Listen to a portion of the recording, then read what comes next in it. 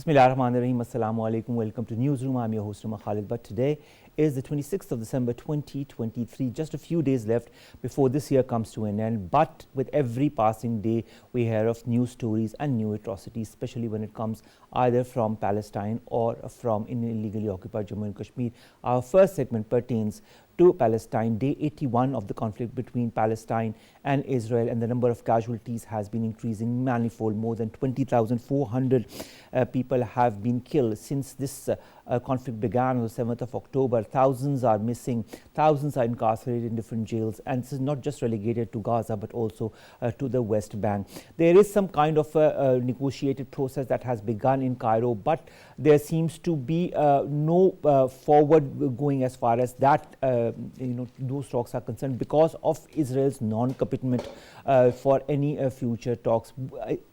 Speaking of Israel, of course, the Israeli leadership does not want to stop this conflict anytime soon. They not only want to eliminate so-called extremist elements from Palestine, but in fact their ultimate aim is to completely erase Gaza from all signs of Palestinians, and then move in all the Israelis to be with the new colonies to be made there in Gaza. If you look at Gaza, as you're seeing in the parallel windows, the devastation is almost complete with the number of buildings destroyed, hospitals destroyed, educational institutes destroyed, mosques destroyed, and so on and so forth. The World Health Organization chief says carnage has disseminated the health system as far as Gaza is concerned. The Pope also on Christmas Eve lamented the futile war in the Holy Land. As you very well know, they consider Bethlehem as the land where Jesus Christ was born, and there was no celebration on Christmas this year in Bethlehem as well. In fact, there was a complete solidarity with the people in Gaza. This is going to be our first segment, what is happening in Gaza and what is the way forward for any kind of truce or any kind of negotiated solution. Our second story, ladies and gentlemen, pertains to India and of course the United States Commission on International Religious Freedom, that is not only alarmed by India's increased transnational targeting of religious minorities and those advocating on their behalf, but also what India is doing in the Indian Hell Valley of all that is being perpetrated by the Indian forces as well. They are completely emulating the formula, let's put it that way, or the model that Israel is doing in Palestine as well. Kashmiri's killing has also had a backlash as far as the Indian army is concerned, which is slowly and steadily buckling. There also have been other people who've been from the Indian army who've been told to leave their jobs. Farooq Abdullah says Kashmir, that is Indian illegally occupied Jammu and Kashmir, might have the same fate or might go a similar situation as Gaza if things are not put to the right, or if India does not move forward with talks with Pakistan, at least as far as some kind of a solution towards this issue is concerned. This is going to be our second story. Then we'll be going to talk about two anniversaries. The first anniversary, ladies and gentlemen, is that of Parveen Shakir Sahiba. Parveen Shakir Sahiba's 29th death anniversary of this trailblazing poetess with her eminent collection of poems that was very avant-garde in the way she talked about different situations and people. She was born in Karachi on the 24th of November 1952 and became a prominent figure in the literary landscape after having completed her CSS examination and also having passed it. We pay homage to her. In our final story, we'll be paying homage to Munir Niazi on his 17th death anniversary. We all know distinguished poet Munir Niazi Sahab, renowned for his contributions to both Urdu as well as to Punjabi literature. Scores of books written, and his appearances on Pakistan television, if you may remember, in the past years have also been remarkable with his collection of poems that he used to recite on those occasions. So we remember both these poets today, Parveen Shakir Sahaba and Munir Niazi Sahab. Let's begin with our first segment, and that concerns the Palestine-Israel conflict. This is day 81 of that war between the two sides, and it seems as if Israel is hell-bent on killing as many as possible, despite the fact that many of the United Nations organizations say that Israel has committed war crimes. Despite that, it has some kind of backing of the powers that be, which leads it to do whatever it wants to do as far as killing of the children, of the women, of the properties, of displacing the millions of people. 2.3 million people, ladies and gentlemen, are displaced as we speak from Gaza in other parts of Palestine. But is that the ultimate goal, or are there other things that are in the mind of Israel? Israel, speaking of Netanyahu also,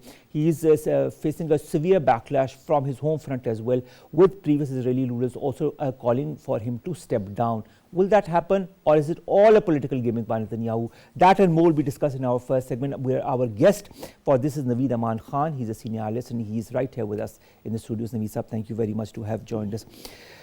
Israeli army says that the Air Force has raided 100 targets in the south of the Gaza Strip over a 24-hour period. In Khan Yunus, Burej, Juhur Adnik and Nuseirat, the Israeli incursions continue. Will there be any stop to it, Naveed Sahab? What are you foreseeing in the next days? It should be stopped.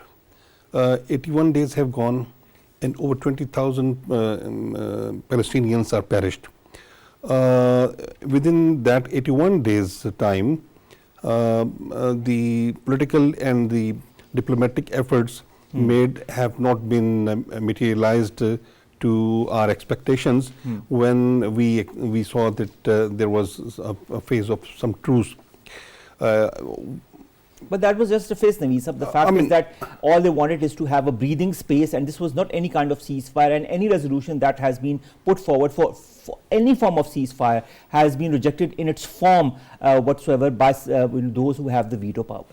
That truce was not the solution. That was only the time gaining tactics by Israel, and they wanted to have their prisoners back from the Palestinians.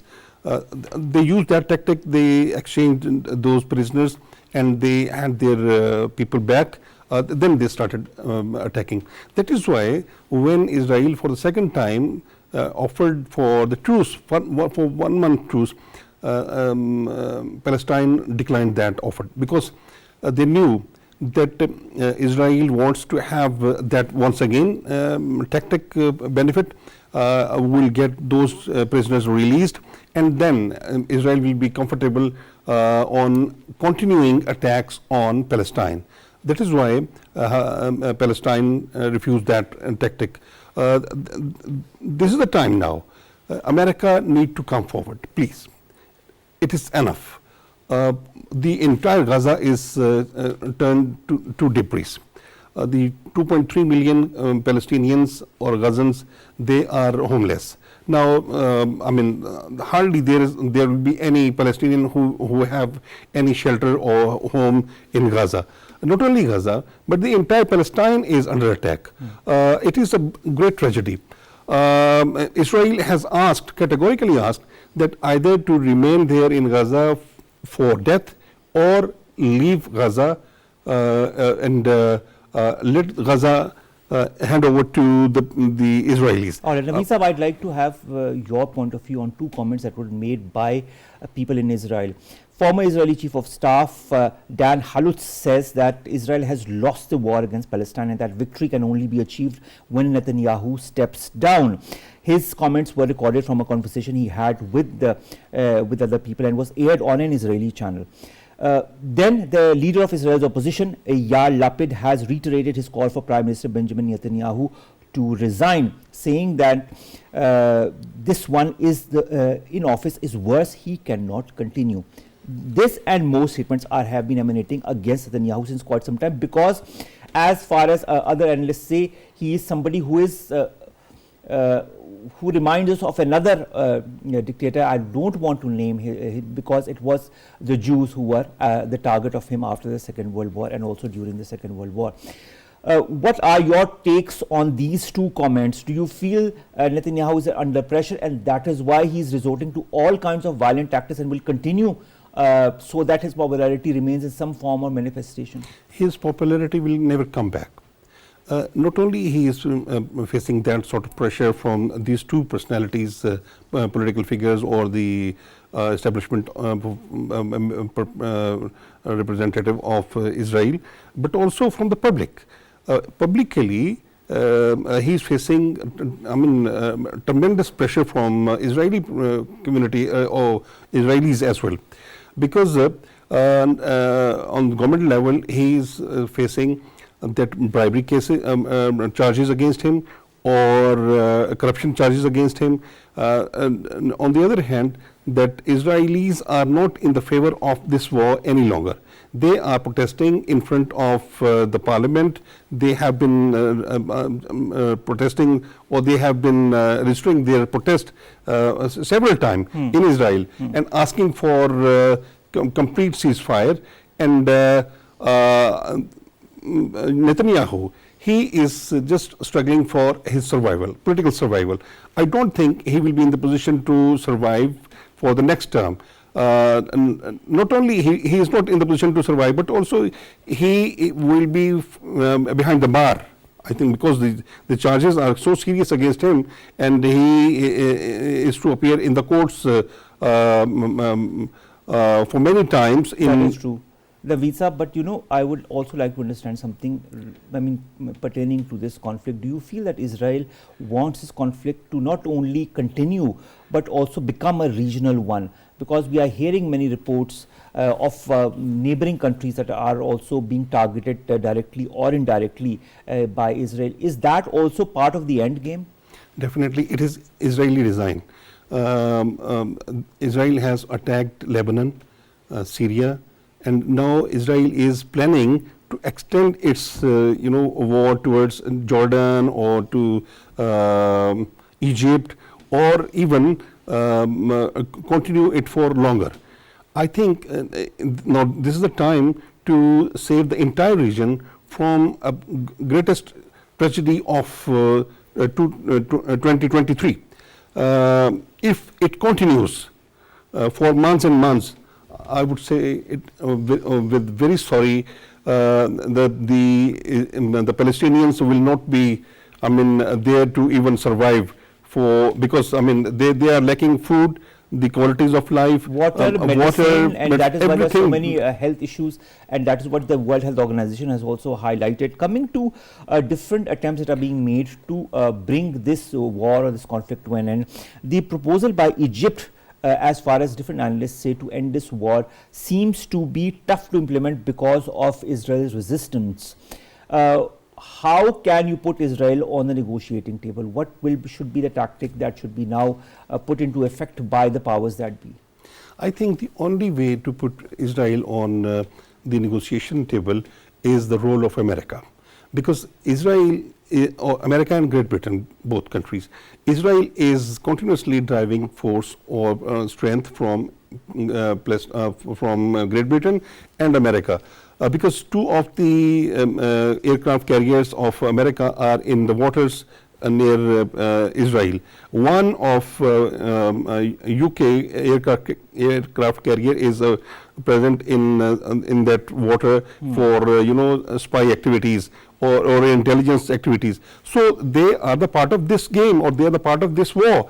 They are in fact directly attacking Palestine, because if they are strengthening Israel, it means that they are attacking Palestine. So Israel and United Kingdom and America, three countries are attacking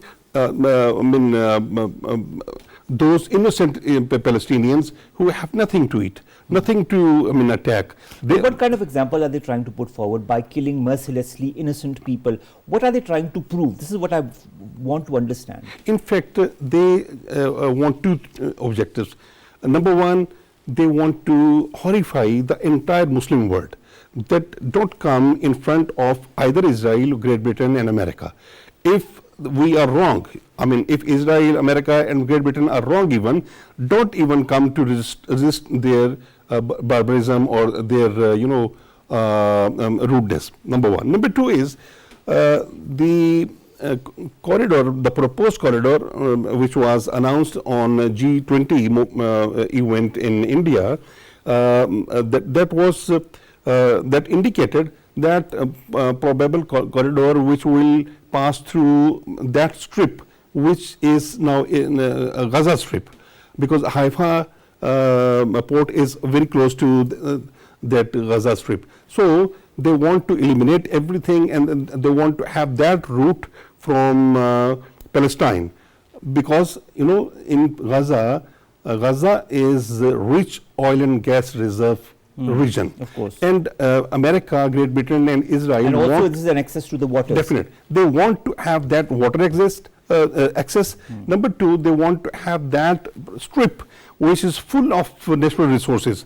Resources very, very important for Israel. So Israel wants to have those resources in its hands, and for this the Israelis, they don't care how many people they will kill in the months to come. Naveed Saab, as far as diplomatic efforts are concerned, let's also talk about the row between the United Nations and Israel. We all know the way the Israeli ambassador at the United Nations lambasted Antonio Guterres, and the way he asked him to step down as well. Now Israel, there are reports that Israel is not going to give visas to one or two of the United Nations employees, saying that they have affiliations, quote unquote, with Palestine. Now, as a result of that, Francesca Albanese, who's the special rapporteur to the occupied Palestinian territory, says that these Israeli baseless attacks only prove their moral cowardice. Do you have to resort to such tactics now? I don't think, because Israel wants to continue attacks on one hand, and number two, wants to hide those attacks and barbarism from the entire world on the other hand. It is not possible. The world is now have a very clear and very open eye on Israel and Palestine situation. The entire world is condemning and opposing Israel's attack on Palestine. That is why on the eve of Christmas, the entire world did not celebrate that Christmas on that level which the Christian community always celebrates. This year, even Pope has shown his concern and sorrow on the grave or massive, that bombardment that continues even the days of Christmas. It shows that the barbarism of Israel or Netanyahu is attacking the Muslims in Palestine, the Christians in the entire world. The barbarism of Netanyahu is, affecting the hearts or the souls of the Muslims and the Christians at the same time. It shows that they have no, mercy or relationship or any. Well, that we know that they have no mercy, but one differentiation that we need to make is also between the Zionists and the Jews. There are the scores of Jews who have protested along with the Muslims and the Christians against the barbarities of the Zionist Israeli regime. Now, this said, do you feel these protests will have some kind of an impact on the countries that they represent? Because, for example, in the US, the elections are are next year. In other countries also, there are governments that take heed, cognizance of such protests. Will they have any effect whatsoever? I don't think. One thing is very important. All those countries like America, Joe Biden will be in the elections in 2024. Israel itself is in trouble because of this war and elections. In India, Modi is also in trouble because of this support to Israel. That support to Israel, because that support to Israel is reflecting towards Kashmir. So he is attacking Kashmir, and the Netanyahu is attacking Palestine. All these leaders, they will lose their elections and they will not be elected because they want to mobilize or to win the sympathies of their voters, and their voters are annoyed on such behavior. So the Israeli Prime Minister will lose elections because he is annoying not only the Muslims of Palestine, he is annoying Israelis who are the voters of Israel. So they are not going to vote him any longer. Number two, because he is facing those cases against him. So the cases, the annoyance of the Israelis and the entire international community will go against Netanyahu. Same is the situation with Joe Biden. So Joe Biden will also not be in the position to win, because the Muslims, the repercussions, the political the Muslims of America, you know, they are not going to vote him any longer, and they are in a big number in America. So it means, in other words, that such countries are letting go of their political affiliations and their political future just for siding with Israel. Just for their political gains, they are playing this nasty game in Palestine. And now I think 81 days have gone, and there's no result which can give a sigh of relief to Palestine. The Muslim world will have to enhance pressure on America, on Great Britain, to build pressure on Israel for that ceasefire. Or when you talk of building pressure, do you feel that countries, for example, there are countries in Central America that are suspending ties with Israel, other countries that are severely criticizing Israel for their tactics, will that this diplomatic tiff between countries and Israel have any impact on this war in positive? And this is what I'm trying to understand. It always have a positive impact on America, Great Britain and Israel, but unless the entire Muslim world take that stance, I don't think that behavior of the Latin American countries or the other countries against American behavior or the UK behavior or Israeli attitude will work. The Muslim world will have to come forward and decide something very concrete. But the responsibility just not on the Muslim world, it's on the entire world, because this is a human tragedy. I mean, this is as per a certain report, even such kind of massacre has not been seen after the world wars. It is, and it also shows that the United Nations or the Arab League or OIC or African Union or the European Union, all those forums are now, proved failure, complete failure, and none of those forums could present any concrete solution of the issue. I think all the forums need to be reformed. And or be what about the United Nations? Yes, definitely. United Nations, first of all, United Nations should be reformed, because United Nations have never been successful in finding any solution of any dispute in the world. What to talk about Kashmir or Palestine or any other dispute, none of the issues of any country are solved with the efforts of United Nations. So United Nations first of all needs to be reformed, or any other forum should be formed parallel to United Nations or better than the United Nations, so that the forum could deliver something very concrete for those who are helpless in the world.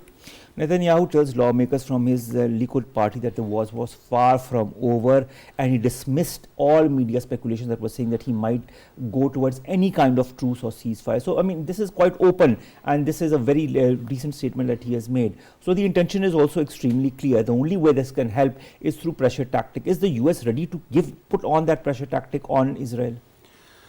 Still not, but US will have to and should. Because if on front Israel is attacking humanity, America is supporting that barbarism to attack humanity. The policy of China is entirely different from the policy of America. China is struggling for life and peace and prosperity in the region. In 2023, China has made efforts for Iran and Saudi conflict solution. So the efforts of China has been very positive in 2023, and the efforts of America have been destructive and negative in 2023, promoting death and disparity or devastation, not only in the entire world but also in the Middle East in particular. So America will have to change its attitude for the well-being of the humanity in the entire world. Let's see if those tactics are changed in the coming days, because this is what the world is looking up to, for some kind of sanity to prevail as far as the situation is concerned, because this is going out of bounds and has already gone out of bounds with the number of casualties that we are seeing, not only in Gaza but also in West Bank. Thank you very much, Naveed, Aman Khan Sahab, to have joined us, to have talked to us about day 81 of this conflict between Israel and Palestine. And all eyes are on important organizations like the UN or countries such as the US. Thank you, sir, very much. You have joined us. Let's come to our second story, and that concerns in illegally occupied Jammu and Kashmir, the atrocities that continue in the Hill Valley. The statement by Farooq Abdullah that says that Pakistan and India need to come to the negotiating table, and that, of course, Pakistan has always given the olive branch, but India has never accepted the fact to come on the negotiating table to talk about third issues such as the illegally occupied Jammu and Kashmir. And he says, quote unquote, that the Kashmir, in illegally occupied Jammu and Kashmir, might face a Gaza-like situation if that does not happen. More in the following report. Indian forces in human oppression and serious violations of human rights continue in occupied Jammu and Kashmir. After the decision to abrogate Article 370, the violation of human rights by the almost 1 million Indian army in the occupied territory has reached its peak. In another brutal act, Indian army martyred Kashmiris after detaining them in Poonch Rajouri sector of Jammu and Kashmir. Indian security forces have imprisoned more than 80 innocent Kashmiris and subjected them to third-degree torture under the guise of investigation, resulting in 4 deaths so far. The detained Kashmiris were protesting against the brutality of the Indian security forces. To cover up this merciless massacre, Brigadier Acharya, a colonel and a lieutenant colonel of the Indian Army posted in the sector, were removed from their posts. Pakistan has strongly condemned the torturing to death of the innocent Kashmiri civilians by Indian Occupation Army and called for the people responsible to be held to account. Meanwhile, former occupied Kashmir's Chief Minister Farooq Abdullah has warned that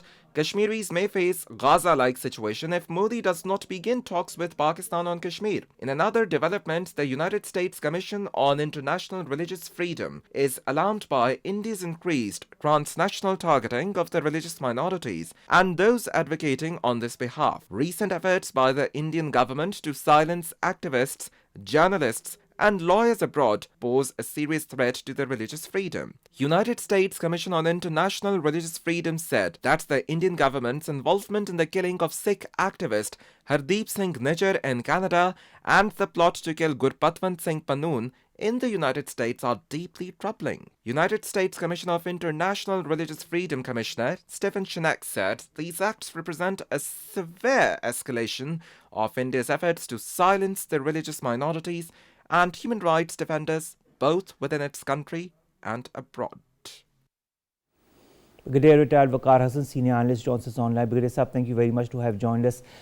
These reports that emanate from Indian illegally occupied Jammu and Kashmir and also the United States Commission on International Religious Freedom, do they come as a surprise to you? And if not, will they have any effect on the state of affairs of the Indian Hill Valley? Basically trying to copycat the Nazi ideology as well as the Zionist strategy in Gaza and Palestine. There are a lot of similarities, and if you look at 5th August 2019, India basically assaulted the occupied Kashmir in 3 domains. One was legal, of course, which was then endorsed by the puppet Supreme Court this month. Then was the bifurcation of the territory into 2 union territories of the state, actually. And third is, of course, militarization. As you know, every state has an Indian soldier. And now, after I think Hamas has started taking on Israelis and the Zionists, there's a lot of fear in Indian defense circles and security circles.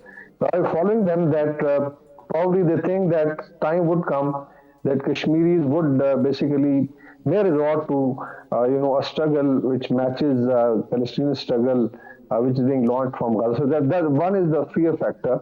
And in order to oppress the Kashmiris further, as you know, there are almost, I think, more than 10,000 youth already in different jails in India since 5th August 2019.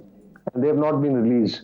And they've been tortured, and of course there's an oppression because they think that in case the youth comes up, it's going to be troublesome. So I think one, it's born out of fear. The other is that Mujahideen or the freedom fighters started, I think, taking them on, especially south of Punjab, because this is an area with a lot of activity. Because although it comes under the Jammu region, still there are 4 or 5 major districts which have majority Muslim population. So they are worried that in case it starts from here, it will start affecting the valley. So I think it was a reprisal, and then basically it is to browbeat the population. They just picked up youth, and then the way they tortured it, I think it reminds us of what the Zionists are doing against the Palestinians. So probably there's a fear factor, and then of course there's an urgency. And the way they have, I think, sacked their military officers, although it's for public consumption or maybe just to pacify the Kashmiri sentiment. But I think it would be something like what happened to Major Gogoi. You know, the guy who put Kashmiri on his jeep as human shield, and also like Colonel Prohit, who has now been left out, you know, the mastermind of Samjhota, terrorist attack on their train.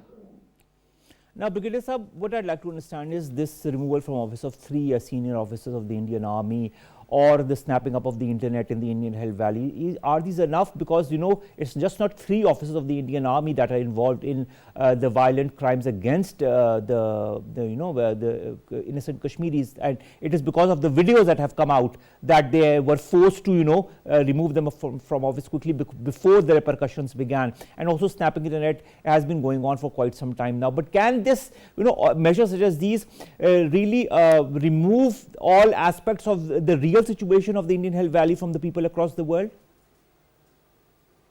I think basically Indian Army is also frustrated. Look at the command structure.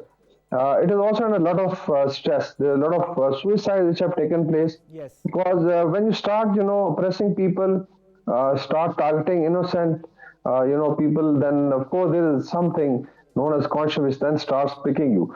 The other is, the way the promotions are done, especially in Rashtriya Rifles, as well as the Indian Army in the deployed area like occupied Kashmir or even the northeast. It depends on how much encounters you've done, how many so-called militants you have taken out, and that's where there are a lot of false flags.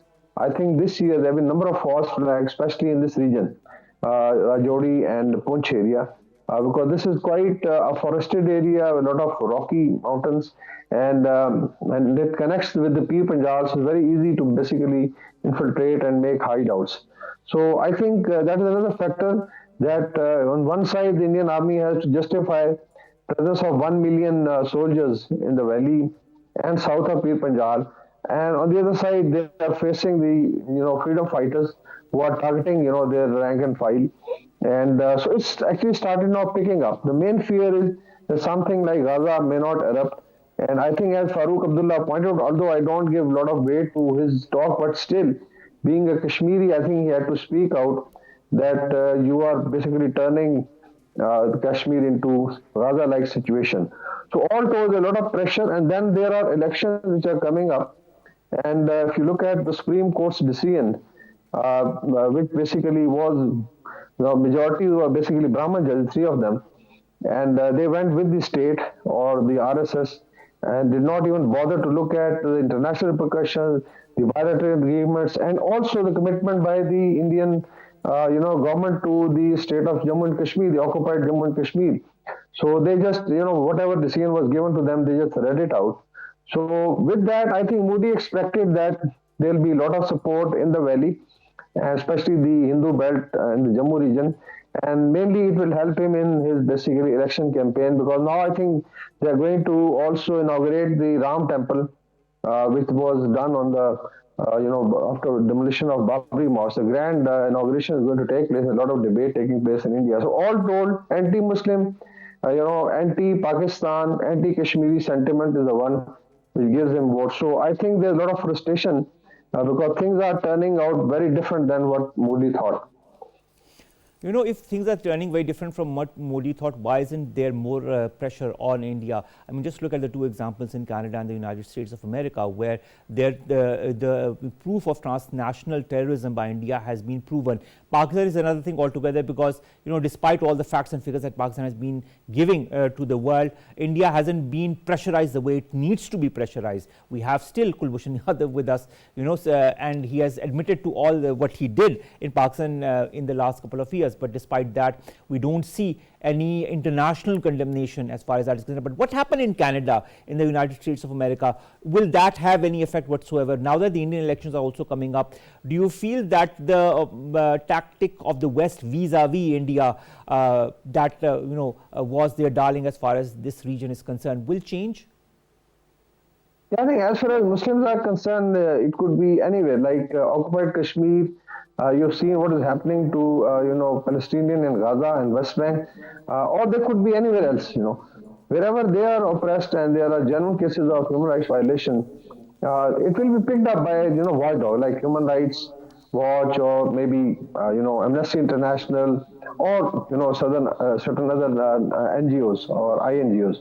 But as far as public condemnation or policy decisions are concerned, I would say unfortunately the West being very, very hypocritic. Even I think they are getting a lot of flake because of their support to Israel, which even the general public is not. So I think India is also basically been trying to get away with it because of its geostrategic positioning, its trade businesses. It's also a net energy importer. And then, of course, is the Indo-Pacific, so a counterweight to China. But I think what happened in Canada and US and also in UK, because Sikh activist Avtar Singh Khanda was murdered, but since Rishi Sunak was there, so there was no hue and cry. But otherwise, I think in Canada, it was publicly then brought out in the parliament, and then Americans got the hint about attempt to assassinate Gurpatman Singh Pannu. So they had to, because they are answerable to their people. So I think these two examples, and then followed by Qatar also giving death sentence to 8 of their naval officers. So mainly 3 ministries are actually involved. I think we discussed it: Ministry of External Affairs, Ministry of Defense, and then comes NSA's office. So publicly now they are involved in sending death squads. So it's basically supporting terrorism. And there is also money laundering, because then you are also sending money through illegal means. But unfortunately, the West has not paid too much heed. But I think now is the time. The environment is such that we can expose India and link what is happening in South Asia, the terrorism in Balochistan. We had a press conference by, I think, Sarfraz Bangalji, which clearly indicated the research analysis wing's hands. And then we have Kulbhushan Yadav's black and white case, which proved that India was basically sponsoring terrorism in Pakistan. But I think Pakistan has to do its bit. One is, of course, inform the international audience, and then is fight on its own, whatever means that we have. Will India be designated a country of particular concern, as has been announced or pushed by the USCIRF to the US State Department? I think although these are highlighted, but somehow I still feel that this is more of pressure tactics to draw certain concessions, because the West is also not very happy with Indian stance on Russia-Ukraine war. I think they were also probably invited to join this coalition for the operation I think being conducted in the Indian Ocean and the Red Sea to protect the sea lines of communication. Because then India, I think, has sent their own. I think 4 ships have gone there to protect Indian maritime assets. But they are basically unwilling partners. So maybe it is also to draw certain concession. But I think in case Pakistan, Pakistani media, the government, foreign office, and then people of Azad Kashmir, including the government, they come up, with a very strong narrative, which is based on facts. I think it's going to make difference, because ultimately through social, like Palestinians, despite they have been, barred from number of social media sites, they've been able to, bring out their narrative. So I think we need an aggressive campaign to expose India. Well, when you talk of exposing India, isn't India already exposed? Because this is what I want to understand. India is already exposed through the brutal tactics of the Indian armed forces. India is brutally exposed through the tactics that the Indian Hindus are perpetrating on the Muslims. For example, what recently happened in West Bengal state, where 2 persons were beaten to death by an enraged mob, and that too on suspicion of cow theft. It's small incidents like these, eating meat and you are persecuted for eating meat, and then it goes on and on. You talked about the inauguration of the Ram Mandir and the continuation by the Supreme Court as far as Article 370 and 35A is concerned, in which it sided with the government when the reality is completely to the opposite. When India is exposed to such an extent, what stops the world or the international organizations that are judicial or criminal or otherwise to impose the necessary sanctions on India? Basically, the way RSS has operated, I think, over last, I would say, 2 decades, they've been able to, I think, penetrate their own general public, especially for the vote politics. The hatred is so much. Like, I think I was watching a video by Yati Narsingh, one of the Swamis who runs Juna Akhada. And he was, I think, today I think the video was out. And he was just, openly abusing Muslims, declaring them basically that this is, God forbid, a religion of thugs. And it's basically not a religion but a system which oppresses people.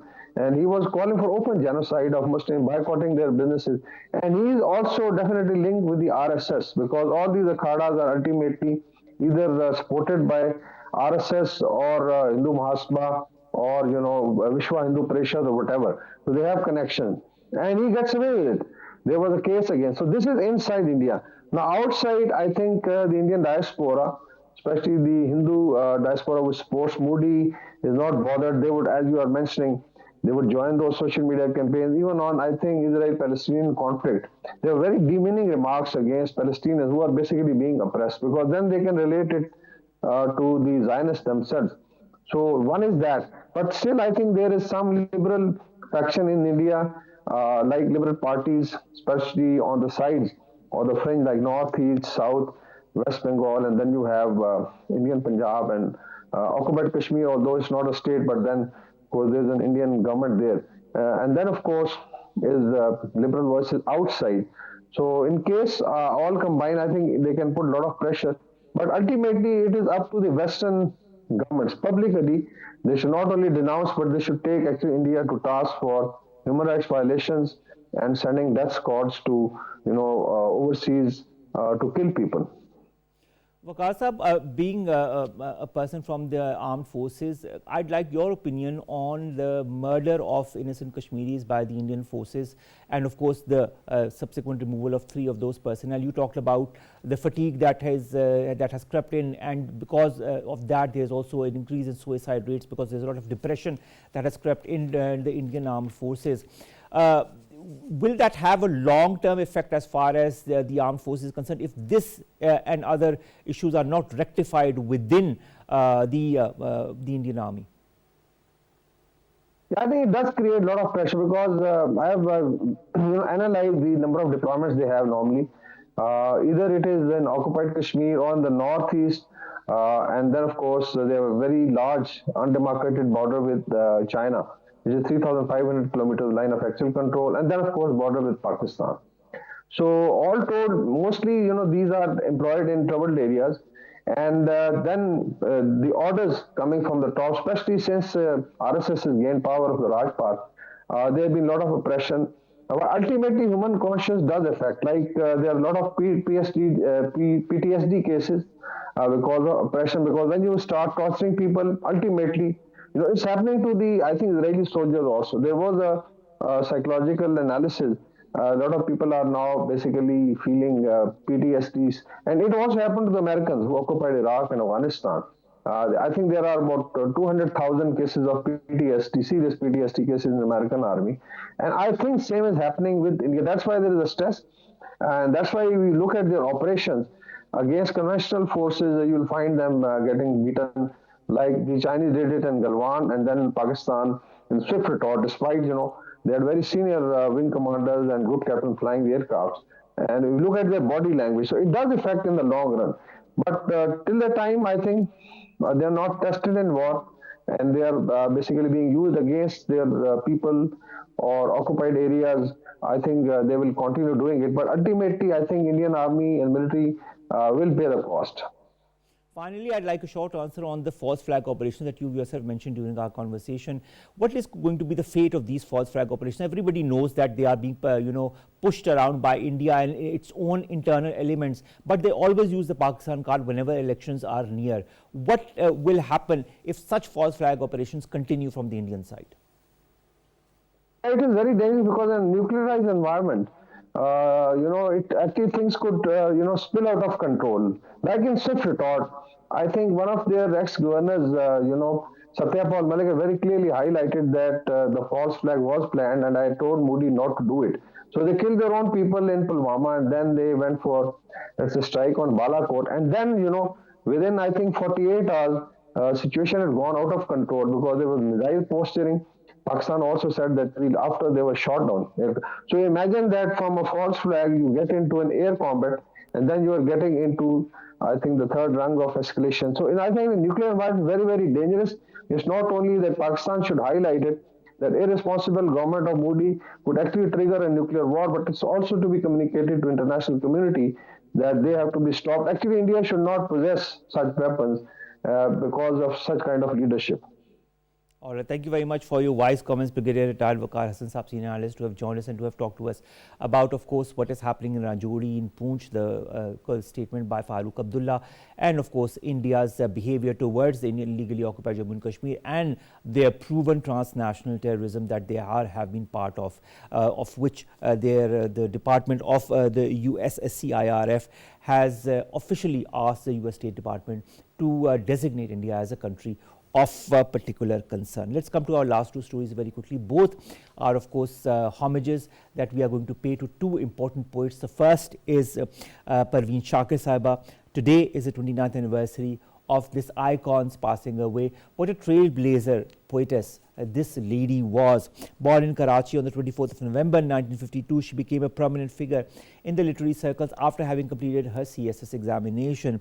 Then she made her literary debut in 1977 with the publication of her first poetry collection that was known as Khushbu, otherwise known as Fragrance as well. And then there was no stopping her as far as her poetry that was widely accepted and, of course, loved by her fans alike, whether they be in Pakistan or across the world. The government of Pakistan honoured her with the prestigious President's Award for Pride of Performance in view of her outstanding performance as a poetess. She passed away on the fateful morning of this very day, 26th of December in 1994, in a traffic accident in Islamabad. May her soul rest in eternal peace. We will always remember icons such as Parveen Shakir Sahiba.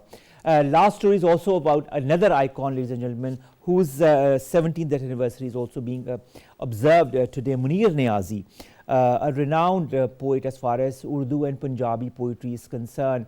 Also left us 17 years back on this very day. His Urdu poetic connections such as Is Bewafa Ka Sheher, Tere Hawa Aur Tanha, Phool Jungle Mein Dhanak, and so on and so forth, have been widely loved by people from all across the spectrum of different societies in different countries across the world. We all remember how he used to appear on Pakistan television and their mushairas, and how his presence used to illuminate those mushairas as well. So these icons, even years after their passing away, never really fade away because of the work that stays on with their fans and because of their personality that has left important mark on fans and non-fans alike. We pay homage to these two people, Parveen Shakir Sahiba and Munir Niazi Sahab, on this very day because we lost both of them on different years on the 26th of December. With that, ladies and gentlemen, we come to an end of this edition of Newsroom. We'll see you inshallah tomorrow with new story segments that pertain to us, you and Pakistan. Stay safe. Allah Hafiz.